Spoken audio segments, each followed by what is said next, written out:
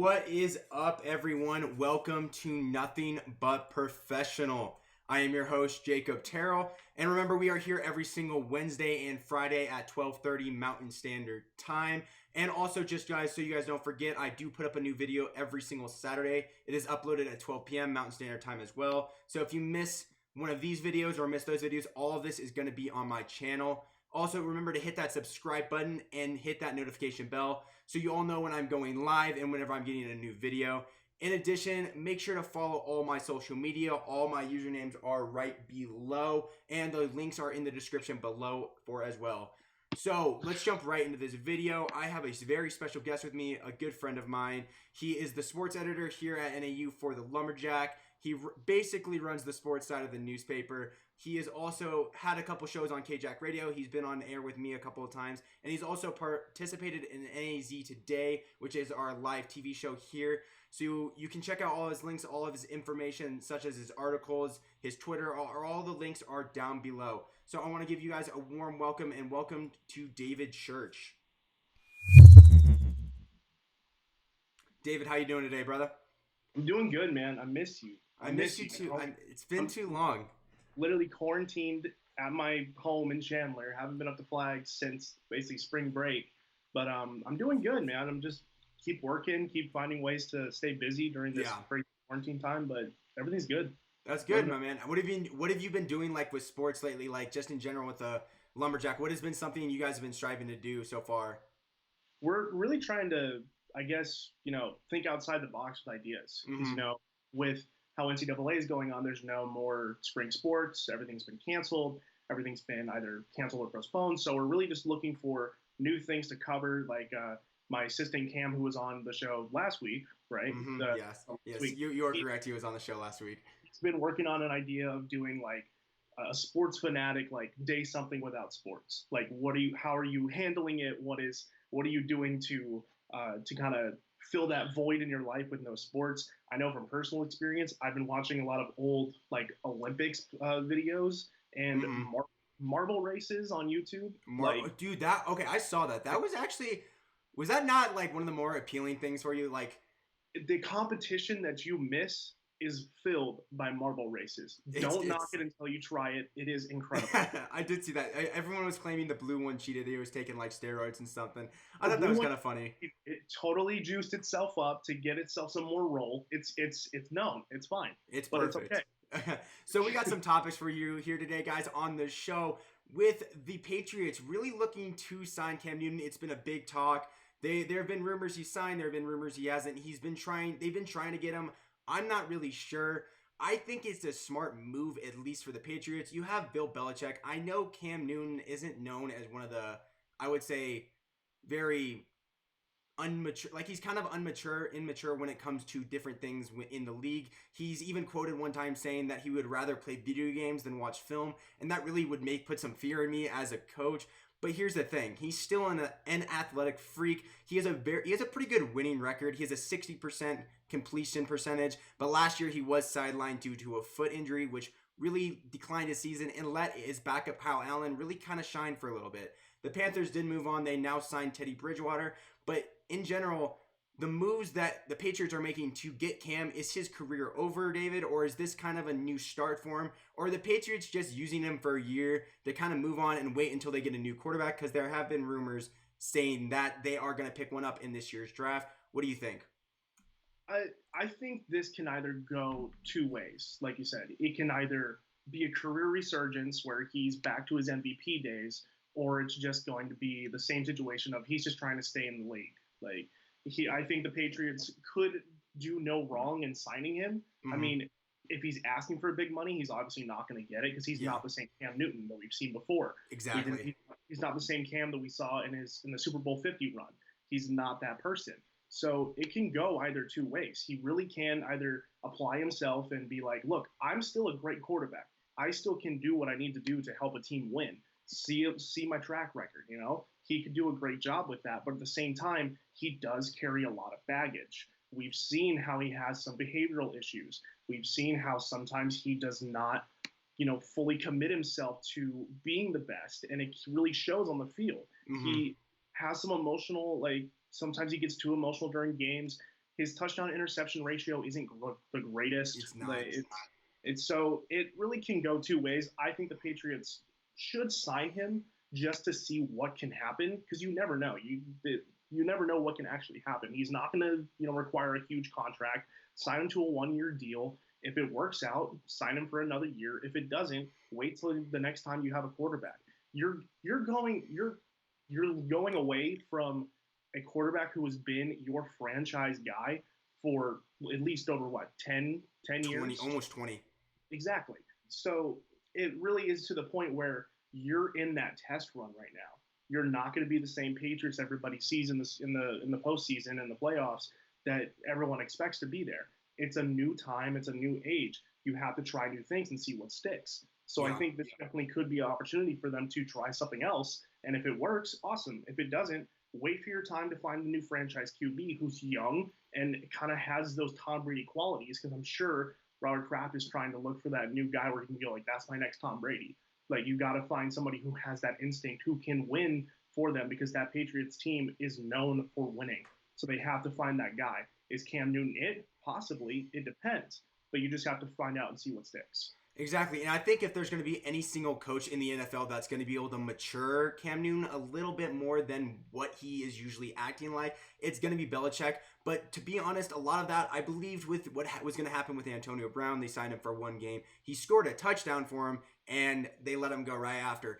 And Antonio Brown's behavior really did not get better after going with Belichick and the Patriots. But I think a lot of the things that Belichick has in the NFL is a lot of, I would say, clout. He has a lot of respect. Guys who think they're all that, think they're that as good as they really are, come to the Patriots and understand that Belichick has been there forever. He's done it right, and he wins all the time. He's earned a lot of their respect. And I think even the most confident and the most, I would say, cocky sometimes quarterbacks in these type of situations would maybe step down and humble themselves a little bit just because they are in the presence of one of the best coaches to ever play. And he's done it right. And he really doesn't care who you are, how good you've been, or who you used to be. He's going to continuously move you forward, and he's going to do what's best for the Patriots and not what's best for you. And I even think with something as small as letting Tom Brady go, which I thought was a good decision, especially with him at his age, it still didn't come down to the fact that you're Tom Brady, you've been here forever. It's what's best for the Patriots, and if Belichick and the Patriots franchise thinks that moving away from Tom Brady was the smart move, I'm sure they did it for a specific reason. And moving on to the new quarterback, I personally think they're trying to get Trevor Lawrence. Do I think they'll get him? No way, because I think he's going to be the first-round pick next year. And I don't see the Patriots tanking, especially with a guy like Cam Newton. If he does start for him, Cam Newton doesn't want to tank because that's just going to make him look worse. So at the end of the day, it's kind of what do you want? What are you looking for? I do think there are a ton of quarterbacks in this college coming up to the NFL this year, which I will actually be discussing in my video that will come out Saturday. You guys can check that out. But there are different options that might go later that the Patriots might look at. Some of them might be Jordan Love, Jalen Hurts, Justin Herbert. If they are still available, I could see them taking someone like that. And that, in general, the Patriots are going to mold and figure out whatever they want with the type of quarterback. As long as Belichick's there, I think they'll be somewhat successful. It's just the fact with Cam Newton, it's more questionable on what they're really trying to do with him. Do you know what I mean? Yeah, you brought up a great point to that as well. The relationship between Belichick and Newton, if that's actually going to happen. Because when you go back, Belichick and Tom Brady, that pairing was like peanut butter and jelly. It was perfect. They literally could not do wrong. It was the chip on their shoulders. That's what they both had. So, but now that relationship is gone and you're bringing in a new guy, what is that relationship going to be like now? Exactly. Is Belichick and Newton going to be able to mesh together? Are their personalities going to clash and not be able to have success? For a head coach and a quarterback to have success, they have to be on the same page at all times. Yeah. We see it with Sean Payton and Drew Brees. Like exactly. Those kind of situations are 1 in a million. You have to be able to find those. I don't think that's going to be the situation with Cam and Belichick. I think Belichick and Brady did it perfectly. I don't think there's any chance that Newton and Belichick mesh well unless Newton is able to lower his ego a bit and realize, I need to listen to this guy. He's one of the best head coaches in NFL history. We need to work on it and figure it out. Exactly. And I think right now, Newton has a little bit of a chip on his shoulder. And so I think that it's either going to go one or two ways. It's going to go great or it's not going to go good at all. So jumping over to our next topic, the NFL has come out with their all-decade team. Includes players such as Tom Brady, Aaron Rodgers, Frank Gore, Marshawn Lynch, Adrian Peterson, And on defense, you have guys like Cameron Jordan, J.J. Watt, Chandler Jones, Patrick Peterson, Richard Sherman, Earl Thomas, Eric Berry. And I think these are all great, great choices. I think they all deserve to be there. Some of the guys I really thought they missed out was on offense. You did not bring in Russell Wilson or Drew Brees, who I thought have had a major impact on the NFL, especially this decade. Drew Brees, who is in the NFL before the decade began, but has grown and has really shown his colors in this decade. And the fact that him or Russell Wilson did not get in is kind of a surprise to me. And then on the defensive side of the ball, you didn't have Cam Chancellor or Clay Matthews. I know I'm a Packer fan, and I know I might be a little biased on this, but for like 3 or 4 years in this decade, Clay Matthews was one of the best defensive players in the entire league for a couple years, or at least one of the best pass rushers. And Cam Chancellor was the leader of that Legion of Boom defense and that defensive back group. So it's kind of hard for me to believe that you guys left one of them out or any of these guys out. What do you think, David? Were these the right choices? Were they supposed to leave these guys out? Do you have anyone else in mind that you think should have made it but didn't? I think overall it's a good list. Like, obviously, you're not going to go wrong with a decade team. Obviously, these guys deserve it. But at the same time, there were some slip-ups, in my opinion. I like what you said about Russell Wilson and Drew Brees not making it in the QB spot, especially Russell Wilson. I think Russell Wilson is one of the most underrated quarterbacks that we've had in the NFL right now and in previous years. Everyone thought, oh, he's too small. He can't stay in the pocket. He took all the naysayers and was just like, I'm not listening to you. I'm going to do what I can. And he's a Super Bowl champ. Like, it's the same situation. 2-time Super Bowl champ.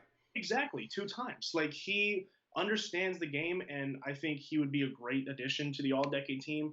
I'm not mad about any of the selections. I think everyone obviously deserves to be on here, but I think Russell Wilson does deserve a little bit of recognition. I like the wide receiver choice. The wide receiver choice really. Yeah, I would definitely agree with you. There's a lot of guys that could have been on there, and I think they got it pretty much right. Even though Antonio Brown has had his issues, he was in this last decade one of the best wideouts we've ever seen. Mm-hmm. Like, it's just Calvin Johnson, incredible. Julio Jones, incredible. Larry Fitzgerald, so underrated. Because Larry Fitzgerald does not get the same media attention as some other people do because he's on a low market. The Arizona Cardinals are lucky to have him. I'm glad he's returning. I'm glad he's going to end his career there. I don't know when he's going to retire. I thought it was last year, but apparently it's not. He wants to keep going. And I think he really deserves that spot because I think he gets overlooked very easily because, obviously he hasn't had a real postseason Super Bowl win, even though he had that incredible 2008 playoff record between all those games with touchdowns, all the reception yards. It was probably one of the greatest playoff performances from a wideout that we've ever seen. I think it's a great list. You can't go wrong with this kind of decade list, in my opinion. Exactly. And I mean, I feel like there were some slip ups. I think Larry Fitzgerald is personally might think he's the 3rd best receiver of all time, right under Jerry Rice and Randy Moss. The funny thing about Larry too is he has more tackles in his career than dropped balls. If that doesn't count you as one of the greatest of all time, especially in the receiver spot, it's really hard to argue how he's not going to be up there. He may be top 3 in wideouts of all time, but he is number 1 in best blocking wideouts. Like, when they put him in the slot, he was an incredible blocker. You would see in his plays where he would just block guys off straight out of the gate once the snap happened so he could open up his guys for his 2nd and 3rd receivers. Michael Floyd was back on that Cardinals team where he would be kind of like the deep pass guy, or John Brown back when he started his career in Arizona. Those guys, like, he would be able to block the cornerbacks and safeties so he can make sure that they got their spots and got open.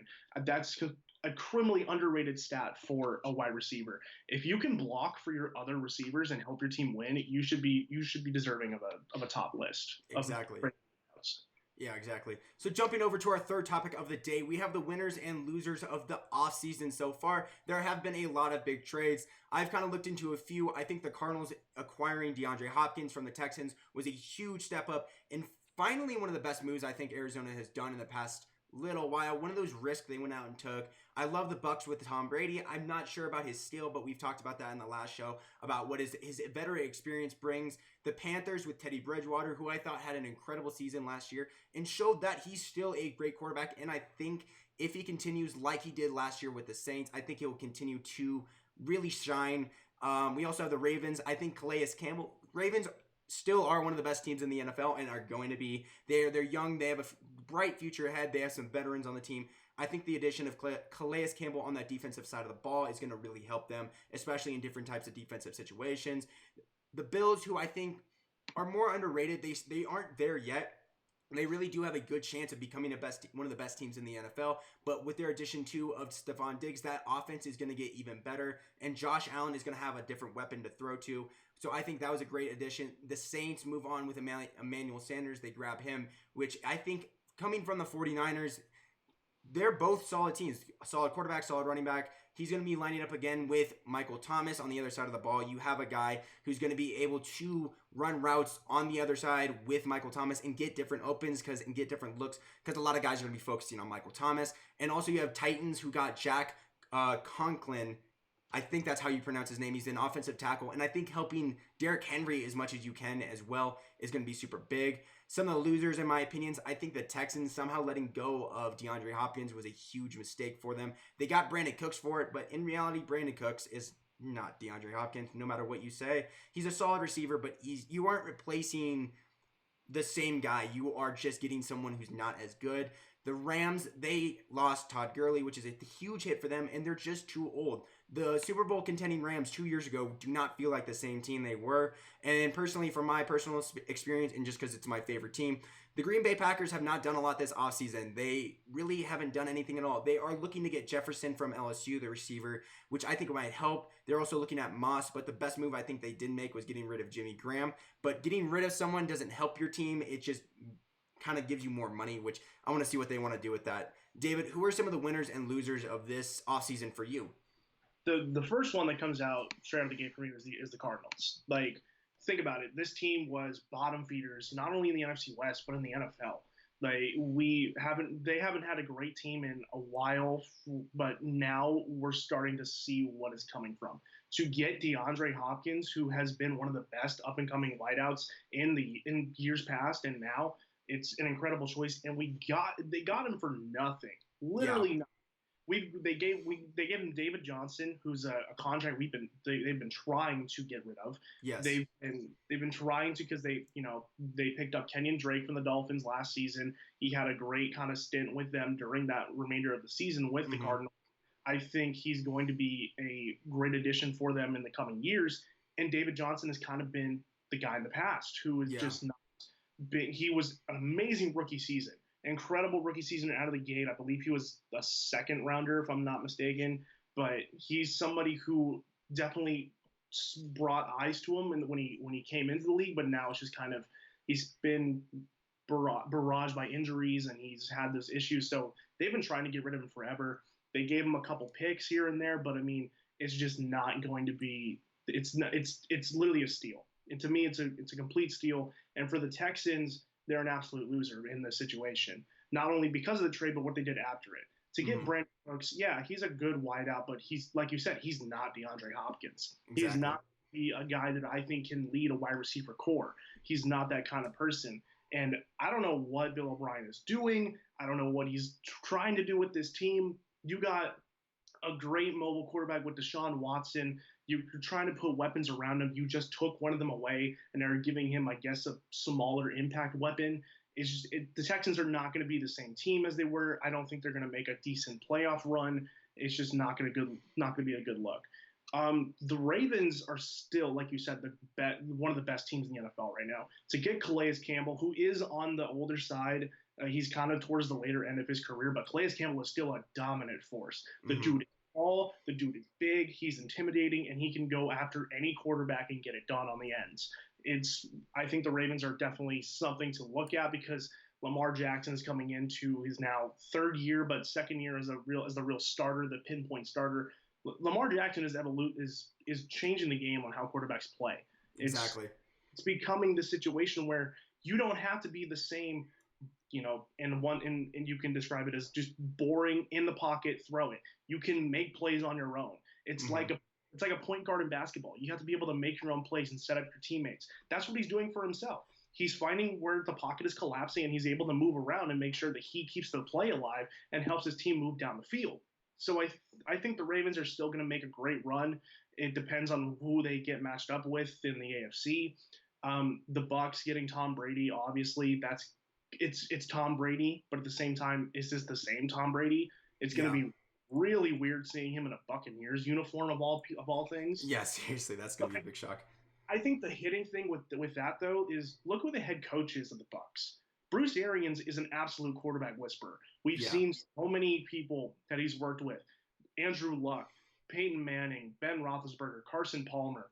Those kind of guys who have he's revolutionized their careers. He Yes. has Carson Palmer was a career guy in Cincinnati, got traded to Oakland. The situation in Oakland was terrible. Came to Arizona, and Bruce Arians changed his career. He became a top quarterback. I think he could do the same with Tom Brady to make sure that he stays at the level that Tom Brady wants to stay at, because Tom Brady's nowhere near done. Everyone thought he was going to retire soon. He's not done at all. He wants to try this new thing. He wants to try to go into a new place and see what Yeah. happens. The Bucks can be dangerous, and I think they can make a run with Tom Brady, but it depends on how he reacts to it, the situation, and if Bruce Arians can actually make something out of it. Yeah. And jumping into our final topic of the day, something you are very, I would say, maybe excited about. There are rumors that the MLB is going to finish their season in Arizona, some of the spring training facilities. I believe the goal is to put some of the players up in hotels, isolate them from all the people. They are planning on playing around 80 to 120 of the regular season games. It's going to be pretty busy in Phoenix. That's where we're both from. And I think with the heat helping the coronavirus, I believe, I don't know, I'm not a medical guy, but the heat I think if the hot weather helps the coronavirus, is this worth the risk? Is this something you see happening as a baseball fan and a major baseball fan and a Diamondbacks fan? Would you like to see all the teams come here? I mean, at the end of the day, you would have a major home advantage pretty much in every single situation for the Diamondbacks. So, I mean, I guess it would be good for them. But do you see this happening, or is it worth the risk? I don't know. I kind of go back and forth on this idea. Don't get me wrong, I'm a huge baseball guy, and I would do anything to have baseball back during these crazy times we're in right now. But at the same time, is it really worth it? You got to look at it that way. Um, it's an interesting plan. So the MLB wants to kind of have their regular season begin around sometime in May in Arizona, because they want to keep it in one area. They want to limit travel. They want to keep it in one confined space at the spring training facilities for the 15 teams that compete in spring training games in Arizona. There's 30 teams in the MLB. 15 go to Arizona for their spring training. 15 go to Florida for their spring training. Mm-hmm. They want to take all of them to Arizona and figure it out how they can work at it. Logistically, it sounds like a nightmare. It sounds like an absolute nightmare to sort out who's going to go where, who's going to play where. They can't have a regular season. MLB is the longest has the longest season of any American pro sport. You know, NBA is 82 games, NFL it's 16 games, but it's 16 weeks long. MLB, you go from April to September. Yeah. You go from you're the entire summer basically you are playing baseball. You play 162 games, and most of the time you're playing 3 in a row games, 4 in a row games against other teams. It's a huge grind. But so it's almost impossible to have that kind of situation when you're just in one space in Arizona. Yeah. You know, we had Mike Trout kind of comments on this. Mike Trout is the face of baseball. Don't debate me on it. Mike Trout is the face of baseball. And when they asked him about this, he had serious questions and he raised a lot of red flags. He said, quote, "What are you going to do with family members? My wife is pregnant. What am I going to do when she goes into labor?" Like it's that seriously. Am I going to have? He went on to say, "Am I going to have to quarantine for 2 weeks after I come back? Because obviously I can't miss that birth of our first child." It's a huge situation. They have to look at it at all different angles to make sure they find out what is right and what is best. And I just don't think it's worth it.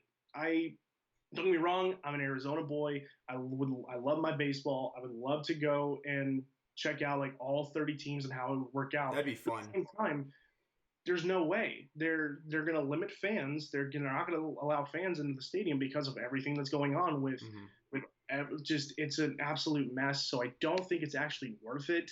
But at the same time, it would be cool. It just you have to worry about other people. You have to make sure that you are taking care of not only your player safety, but your fan safety.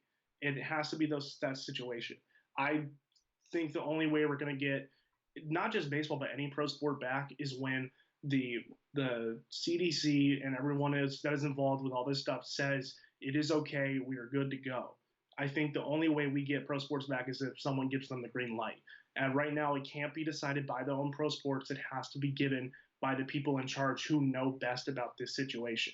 So at this point, to me, it's not worth it. Just wait it out.